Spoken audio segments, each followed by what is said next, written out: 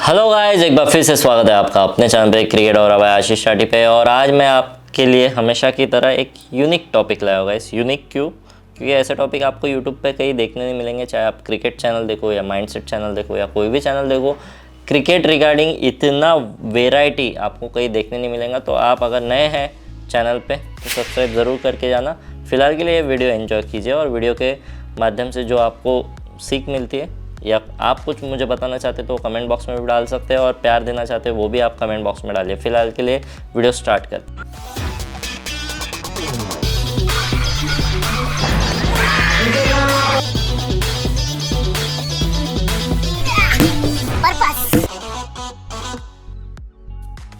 सबसे पहले गाइस, आज का विषय क्या है? 3 टॉसेस, 3 टॉसेस जीते हैं, 3 टॉसेस वन एंड 3 लॉसेस। तो 3 टॉस जीते और तीनों मैच वो हारे। तो ये किस रिगार्डिंग बात कर रहा हूँ ये स्पेसिफिकली मैं बताता हूँ कि अभी करंटली एक टूर्नामेंट था। मैं ज़्यादा स्पेसिफिक नाम लेके नहीं बताऊँगा, सॉरी, नाम लेके नहीं बता सकता हूँ। तो किसी जो भी लड़के देख रहे हैं शायद वो कुछ उसमें मेरे मित्र परिजन है तो वो थोड़ा बुरा मान जाएंगे, ईगो पे ले लेंगे। आई होप नहीं लेना चाहिए ईगो पे किसी ने, क्योंकि ये माध्यम बहुत पवित्रता मेंटेन करने की कोशिश किया। किसी को बुरा या ठेस पहुंचाने की बिल्कुल कोशिश नहीं है। और ये मेरा पर्सनल जो एक्सपीरियंस है उस बेसिस पे मैं बता रहा हूँ, जो वीडियोज़ आप तक पहुँचा रहा हूँ। तो ऐसा नहीं है कि मैं बहुत तोपची हूँ, राइट। तो अब भी करंटली वो मैचेस थे, 3 मैचेस में तीनों टॉसेस जो कैप्टन जीते उसमें हमारे जो जीते थे हम 2 हारे और वो दोनों मैच हम टॉस हारे और दोनों मैच जीते हम, और एक टॉस जो हम जीते थे वो मैच हम हार गए। तो बेसिकली वहाँ पे फैसला गलत हुआ। फैसला गलत क्यों हुआ? क्योंकि विकेट की रीडिंग थोड़ी सी कमज़ोर थी। तो उस सिचुएशन को थोड़ा मैं एलाबरेट करता हूँ कि फर्स्ट मैच थी।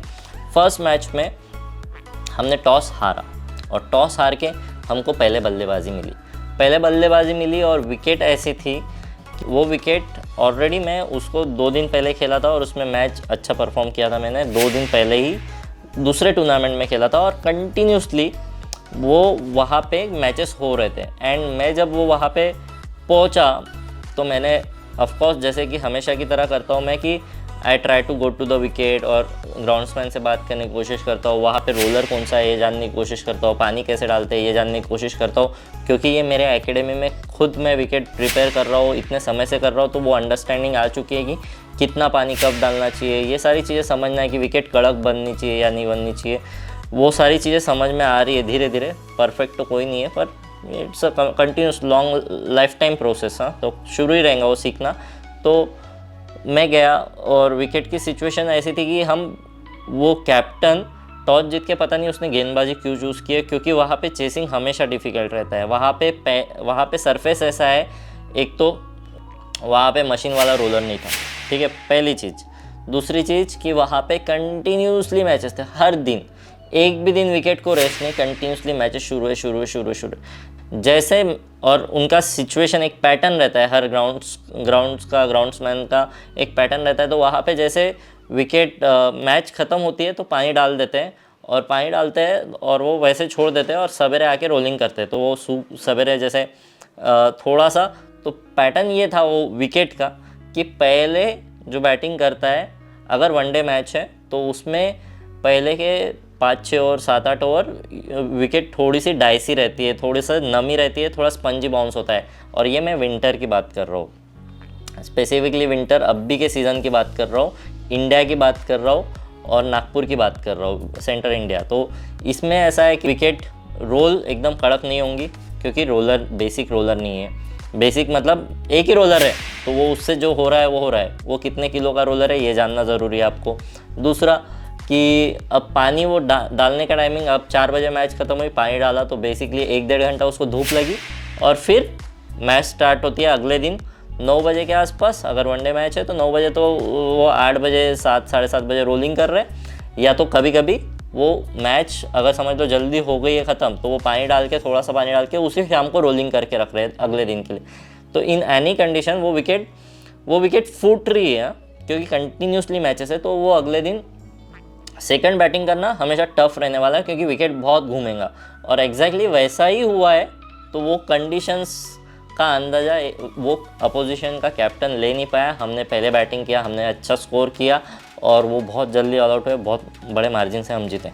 ठीक है, ये फर्स्ट मैच का मैं आपको सिनारियो बता रहा हूँ। सेकंड मैच का सिनारियो, सेकंड मैच अच्छे ग्राउंड पे मैच है, बहुत मतलब रेपुटेड ग्राउंड, मैं स्पेसिफिकेशन नहीं दूंगा अगेन। तो वहाँ पे बहुत सारी विकेट है, सेंटर में 8-10 विकेट है और वो दे हैव द लग्जरी कि वो अलग अलग विकेट यूज़ करता है। अब कंडीशंस मैं बताता हूँ। एक तो ऑफकोर्स ड्यू है विंटर में, वो विकेट पे रोलर्स उनके पास अलग अलग मौजूद है, जो 1 टन के 1.5 टन के, ग्रास कटर्स भी अच्छे मौजूद है। 2 चीज़, ग्राउंड्समैन ज़्यादा है वो ग्राउंड पे, और वो विकेट जो हम सेकंड मैच में खेले वो थी फ्रेश विकेट। तो बेसिकली 2 दिन पहले ही उसका ग्रास, 1 दिन पहले ही ग्रास कट करके फ्रेश विकेट है। अब हम हमारे ग्राउंड पे जब भी ऐसे विकेट मिलते हैं तो हमको पता है कि उसको ट्रू बाउंस होने के लिए टाइम लगता है। तो वहाँ पे टॉस हमने जीते पर मैच हम हार गए, बहुत जल्दी हमारे विकेट्स में चले गए और ट्रू विकेट नहीं थी। पहले बहुत स्पंजी बाउंस हो रहा था, एक अलग ही ऑकवर्ड बाउंस हो रहा था और बॉल डिफरेंटली बिहेव कर रहा था। स्पिनर का भी कोई कोई बॉल एकदम राइज हो जा रहा था, अलग बिहेव कर रहा था, और वो फ्रेश विकेट होने के कारण, और विकेट मैं 7 बजे ग्राउंड पे पहुंच चुका था और मैंने पहले जाने के बाद सारी चीज़ें पूछी ग्राउंड्समैन से कि क्या करना चाहिए, क्या नहीं करना चाहिए, कैसा विकेट है, क्या है, वो सारी चीज़ें। तो उस लिहाज से मेरा भी यही निष्कर्ष पे पहुंचा था कि यहाँ पे पहले बॉलिंग करना ज़्यादा प्रेफरेबल रहेगा। But our captain had other plans, may be, I don't know what's the reason behind it. तो हमारी पहली बैटिंग आई एंड वो वहाँ पे सिचुएशन ऐसी थी कि जैसे जैसे विकेट खेलता गया तो विकेट और बेटर होती गई। तो जैसे पहले बॉलिंग जिस तरह से राइज हो रहा था और जिस तरह से मॉइस्चर था विकेट में, वो धीरे धीरे सूख गया, धूप निकले। और जैसे कि इंटरवल में आपको रोलिंग के लिए कितना टाइम चाहिए, कौन सा रोलर चाहिए, वो कैप्टन को पूछते हैं, बैटिंग टीम को पूछते हैं। ये बहुत सारे यंगस्टर्स को नहीं पता है, तो ये सारी चीज़ें पूछते हैं। तो उसमें उन्होंने बराबर रोलर सही चूज़ किया, हार्ड रोलर की सॉफ्ट रोलर, वो चूज़ बराबर किया और उसमें उन्होंने विकेट धीरे धीरे कड़क होते गई और वो इजीली चेस डाउन कर पाए टारगेट। ये सेकंड मैच का सिनारियो है। सेकंड मैच भी जिन्होंने टॉस जीता उन्होंने मैच हारा। थर्ड मैच का सिनारियो मैं बताता हूँ।